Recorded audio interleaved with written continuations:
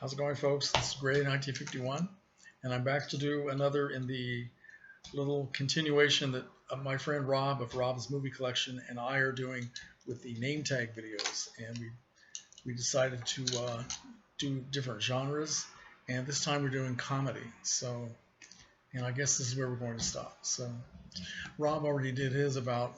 It's been about a week. I'm getting very slow here. So I'll put a link below to Rob's video. He picked some very good films, and I'll show you mine. Okay. Starting with the letter. Well, my name is Michael.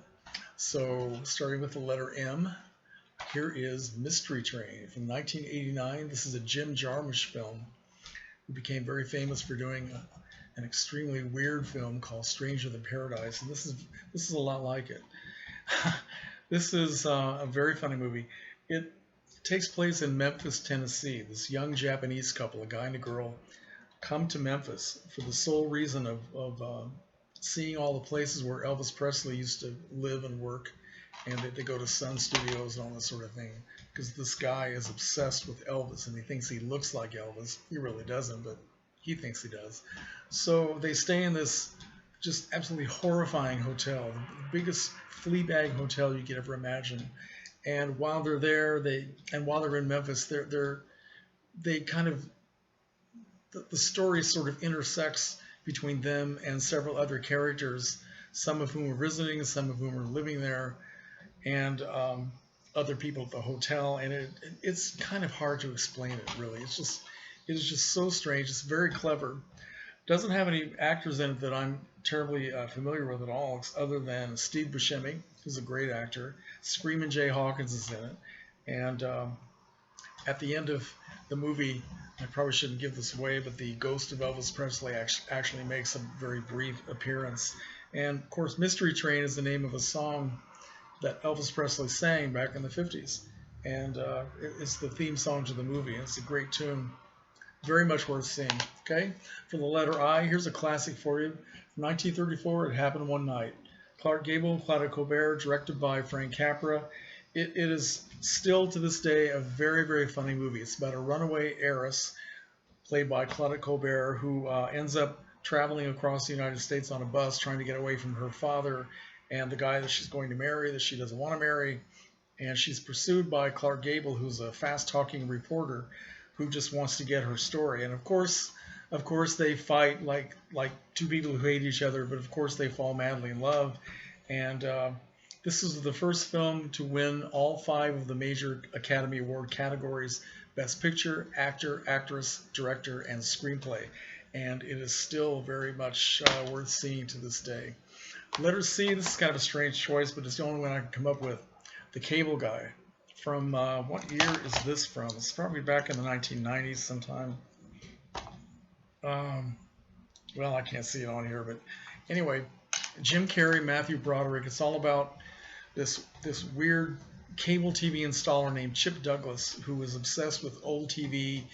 And of course, his name is one of the characters that was in My Three Sons. He thinks life is supposed to be like that, and he's kind of like the serviceman that comes into your home to do a job, and then he never wants to leave.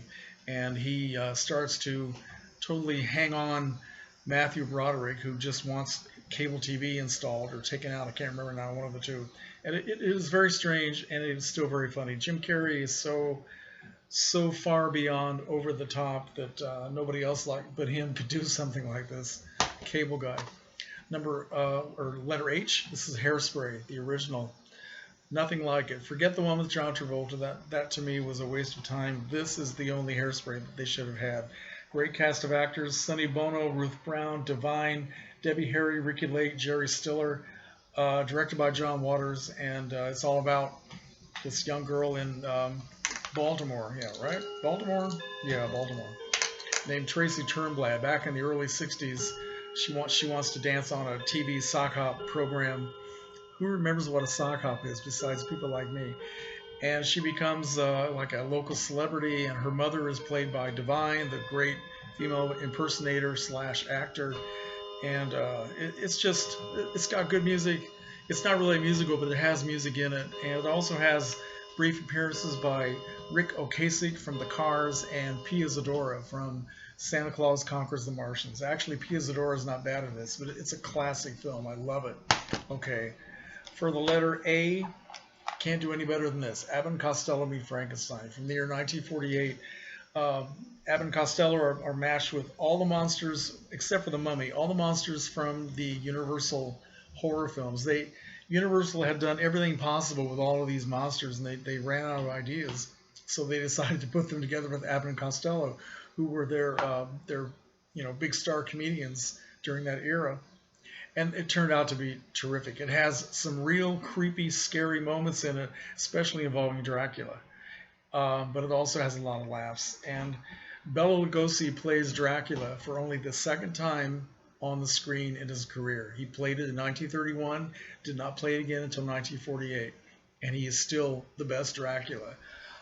He plays it completely straight. He doesn't ham it up or try to be comical at all. In fact, all the monster guys don't.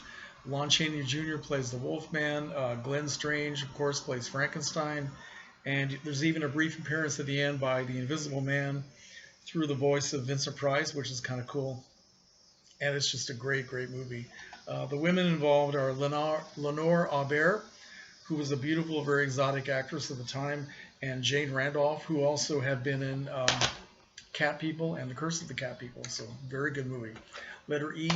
I robbed this from Rob. He also had this in his list, but I couldn't come up with a better comedy for the letter E. This is Ed Wood, directed by Tim Burton, starring Johnny Depp as the director, Edward D. Wood Jr., who, of course, made all those classic good/bad movies in the 1950s and early 60s. Things like The Bride of the Monster and Glenn or Glenda with Bela Lugosi, and of course, Plain Night from Outer Space, Night of the Ghouls. So this is a great black and white, very atmospheric little movie, kind of doing an impression of Ed Wood and all the characters in his life at the time. The woman who became his wife, played by Sarah Jessica Parker, Bela Lugosi, who made a couple of films with Ed Wood, and he's played brilliantly by Martin Landau. Bill Murray is in it. Lisa Marie, who was Tim Burton's girlfriend at the time, she plays Vampira, the TV host / actress who was in Plain Night from Outer Space, and she does a very good job.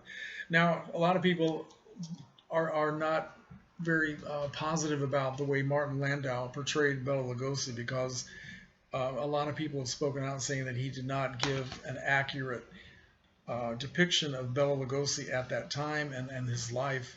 And to me, this does not redefine who Bela Lugosi was as a human being or as an actor. I still have great respect for the man and for his memory. And I know that his son, Bela Lugosi Jr., is not happy with what, the real Ed Wood, how he sort of handled Bela Lugosi's career at that time, and he's not happy with this film. But I still think it's a very funny movie, and in a way, I think that Martin Landau did a real, homage to Bela Lugosi. So personally, I don't have a problem with it, but I know that some people do. Okay, and for the letter L, this is a fairly recent film called Little Miss Sunshine. Great cast of actors: Greg Kinnear, Steve Carell, Toni Collette, Paul Dano, Abigail Breslin, Alan Arkin. Very funny movie about a very dysfunctional family, which turns out to have a lot of love and a lot of heart between all the members. But you wouldn't know it. They go on this road trip basically to take the little girl played by Abigail Breslin, who's about as adorable as you could possibly get, out to California. I can't remember now where they start out, but they take a road trip to California so she can be in this contest, like a little girl talent beauty contest, Little Miss Sunshine.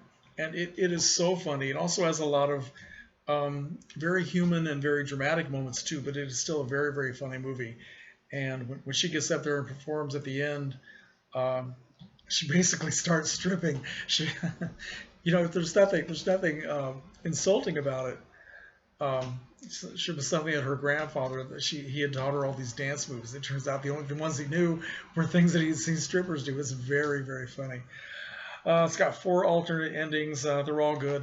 It's just a cool movie. All right, so that is my video for the name tag comedy. Thank you for watching. And once again, please watch Rob's video, which I will put a link to below. And if you have any comments, I'll listen. I always do. I'll listen.